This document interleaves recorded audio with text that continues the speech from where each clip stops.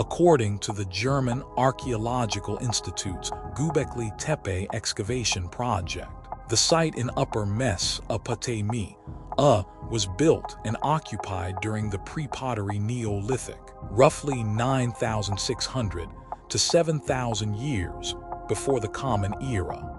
In October of 2023, the same project announced the discovery of a painted wild boar sculpture inside Building D, 130 centimeters of limestone, still carrying traces of red, black and white pigment.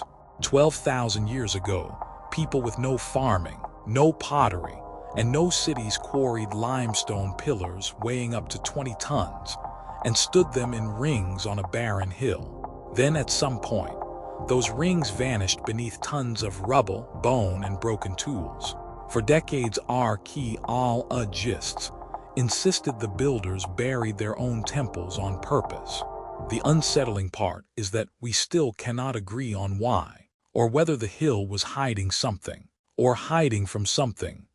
The Turkish name means Potbelly Hill. Kurdish speakers called it Dramatizations, Wish Hill. For most of the 20th century, it looked like exactly that, a low mound of dirt on a limestone ridge in Upper Mesopotamia, with a lone mulberry tree on top and broken flint scattered across the slopes. Surveyors walked over it and recorded a medieval cemetery. Nobody imagined that beneath their boots lay stone architecture older than agriculture, older than writing, older than the wheel by roughly 6,000 years. Excavation revealed enormous circular and oval enclosures, their walls set with T-shaped limestone pillars, up to 5.5 meters tall. Some weigh as much as 20 tons. They were cut from bedrock quarries nearby, dragged uphill, and raised without draft animals, metal tools, or wheels. The builders were hunter-gatherers. They had no agriculture, no permanent villages in the sense we recognize, and by every textbook rule of prehistory, no business attempting monumental architecture at all. Göbekli Tepe broke the order of civilization's story. The pillars are not blank. Their surfaces crawl with animals carved in relief. Wild boar, foxes or ox, cranes, vultures, snakes descending in columns, scorpions and spiders. Many central pillars carry arms, hands, and belts, as if the stone itself represents a body, faceless and towering. In October of 2023, the excavation team announced a painted wild boar statue from Building D, 130 centimeters long, still holding red, black, and white pigment. The enclosures were once colored. We have only ever seen them gray. Then comes the strange part. The enclosures were found packed to the brim with fill, limestone rubble, flint tools, and enormous quantities of shattered animal bone. Archaeologists dated deliberate burial episodes to around 8,000 years before the Common Era. Artifacts appeared in specific placements rather than random scatter, which suggested ritualized concealment rather than trash disposal. The excavator's original interpretation was blunt. After decades of use, a building's life ended, and its people entombed it whole, then sometimes built a new one beside it. That story is now contested.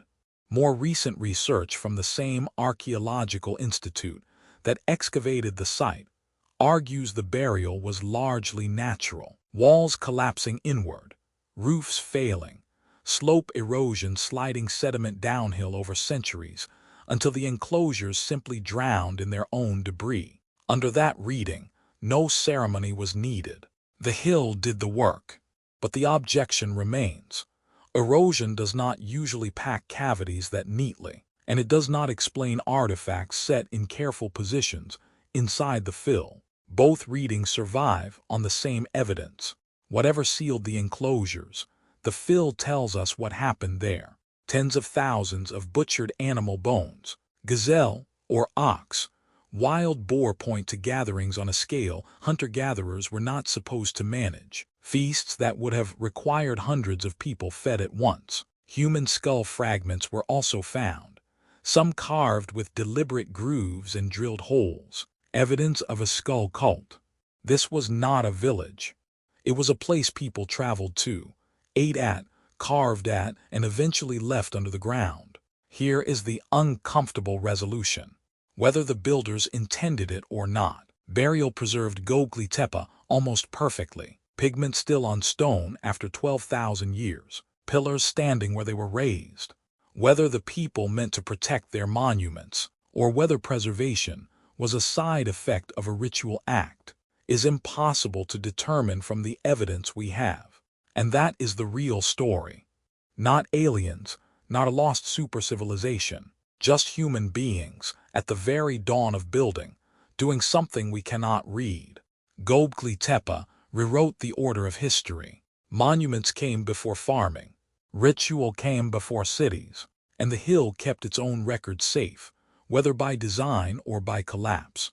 We are still arguing over a burial that happened 10,000 years before anyone wrote a word, and the pillars are only partly excavated, which means the argument is far from finished.